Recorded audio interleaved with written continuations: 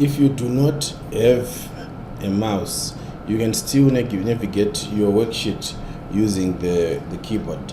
There are arrows on the keyboard which you can use to navigate through the cells. Let's say we are in cell A1, as you can see here on the name box. We're in cell 1, and you want to go to cell B1.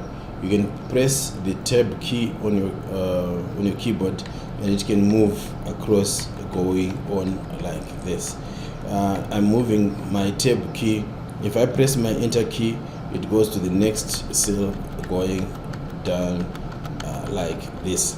So if I want to move into any cell inside here, I can use the arrow keys up and down and to the sideways to demonstrate that you can move through Excel using your keyboard.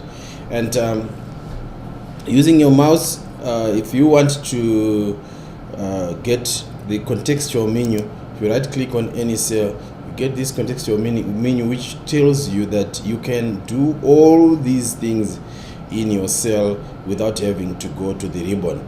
So let's say, for example, I need to put a background color of blue in my cell. I can do it right here.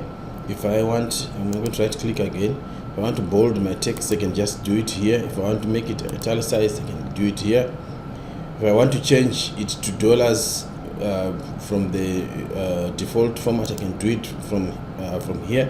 If I want to copy or cut things from my cell, I can do it from here. So if I want to delete this cell, I will do it from here. If I want to set other cells, I can do it here. Clear contents, I can do almost everything from here. And the last thing that I want to show you here is also on formatting cell. You can format your cells using the contextual menu by right clicking and clicking on formatting cells, and you can change alignment, you can change font, you can put borders, or you can fill, or you can even protect your cell from this contextual menu. And you also can change the format of any of the data that you're going to put in your cell using this contextual menu. Remember, for you to access the contextual menu, you must right click here, and then it pops out, and this is how you can get to use it.